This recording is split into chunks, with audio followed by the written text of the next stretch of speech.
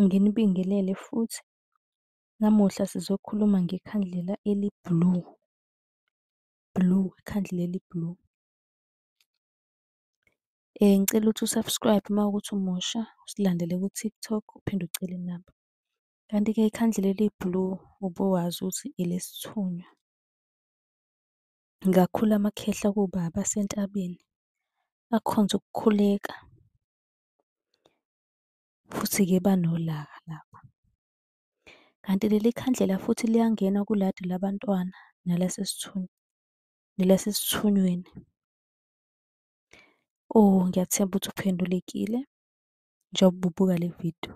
Uma unga-subscribe-ile, subscribe, uhambe naku-TikTok uyo-subscribe ukuze noma nini masiphosta usheshe uthole i-notification.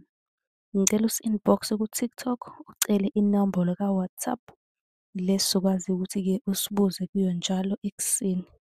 Nisale kahle.